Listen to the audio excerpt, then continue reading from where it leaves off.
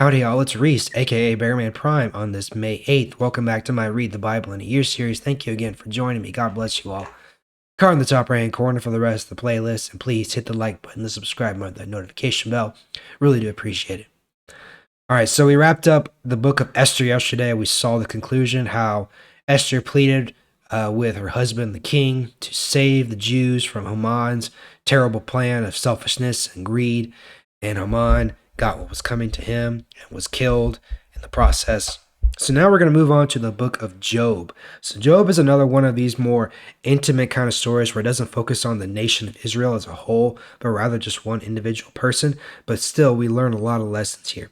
Now, Job is a really long book, but we're only going to cover, kind of the very beginning, the very end of the book in our coverage.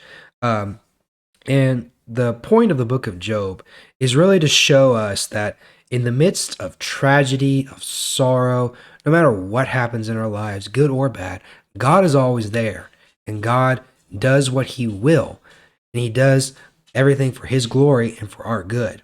Even though if we can't see it right away, even when things look really, really tough, really hard, we're just beaten down, God is still at work. And we just need to be patient and, more importantly, have faith. Okay, so let's begin in Job chapter 1 today, starting verse 1. There was a man named Job who lived in the country of Uz. He was a good, honest man. He respected God and refused to do evil. Job had 7 sons and 3 daughters. He owned 7,000 sheep, 3,000 camels, 1,000 oxen, and 500 female donkeys. He had many servants. He was the richest man in the East. Job's sons took turns having dinner parties in their homes, and they invited their sisters. The day after each of these parties, Job got up early in the morning, sent for his children, and offered a burnt offering for each of them. He thought, maybe my children were careless and sinned against God at their party. Job always did this so that his children would be forgiven of their sins. Then the day came for the angels to meet with the Lord. Even Satan was there with them. The Lord said to Satan, "Where have you been?"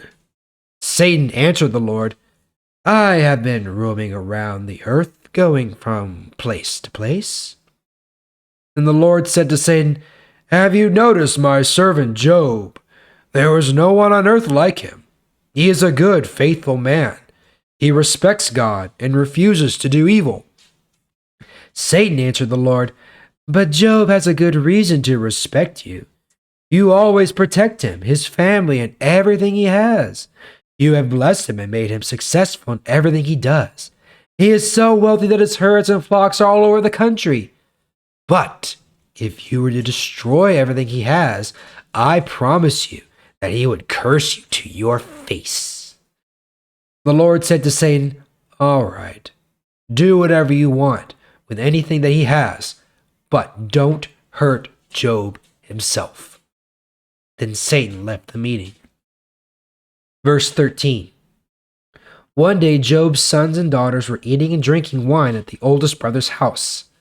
A messenger came to Job and said, "We were plowing the fields with the oxen, and the donkeys were eating grass nearby when some Sabeans attacked us and took your animals. They killed the other servants. I am the only one who escaped to come and tell you the news." That messenger was still speaking when another one came in and said, "A bolt of lightning struck your sheep and servants and burned them up. I am the only one who escaped to come and tell you the news." That messenger was still speaking when yet another one came in and said, "The Chaldeans sent out 3 raiding parties that attacked us and took the camels. They killed the other servants. I am the only one who escaped to tell you the news." That messenger was still speaking when another one came in and said, "Your sons and daughters were eating and drinking wine at the oldest brother's house. A strong wind suddenly came in from across the desert and blew the house down. It fell on your sons and daughters, and they are all dead. I am the only one who escaped to come and tell you the news." When Job heard this, he got up, tore his clothes, and shaved his head to show his sadness. Then he fell to the ground to bow down before God and said, "When I was born into this world, I was naked and had nothing. When I die and leave this world, I will be naked and have nothing. The Lord gives, and the Lord takes away. Praise the name of the Lord." Even after all this, Job did not sin, and he did not accuse God of doing anything wrong. All right. Well, we just hit the ground running here. So here we see at the very beginning, we have Job. He is just, by all accounts, a really, really great guy.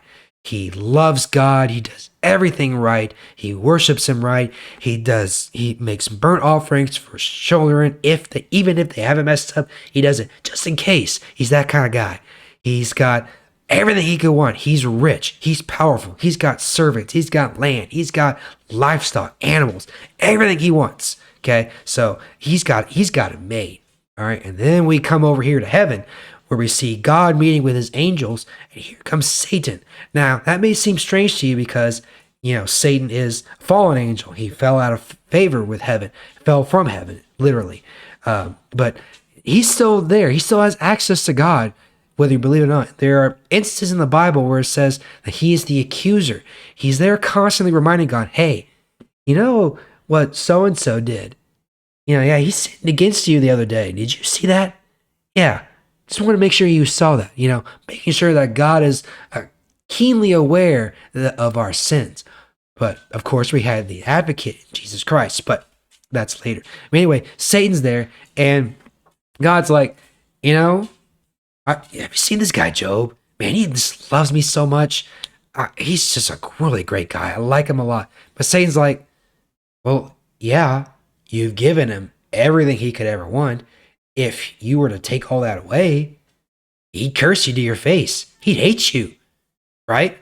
So God and Satan have a little bet, a little wager there. Say, okay, fine. Let's see what happens. You can take away all his stuff, everything he has, but don't hurt Job directly. Leave him alone. And so we have disaster upon disaster upon disaster. It's like everything that could go wrong did go wrong all at once. We have, bandits coming and taking his donkey and his oxen, lightning burning up his sheep. We have a raiding party taking all his camels, and then weather blowing down the house and wiping out his family. Like he literally, in the span of, I don't even know how long this takes, but in just a short time, everything he has is gone. And of course, any one of us would just be like, oh my God, what just happened? What did I do to deserve this? And that's a natural reaction. That's a natural reaction any of us would have. But Job was like, it is what it is. God gives and God takes away as he sees fit. He is God. He is the Lord. He does what he wants to do and what he thinks is right. So glory and honor to him no matter what. So even after all that, Job still understood that God was in control. So that's where we're going to leave it for today, and we'll pick it up there tomorrow. Thank you again for joining me. I sure do appreciate it. I'll see y'all tomorrow. Bye.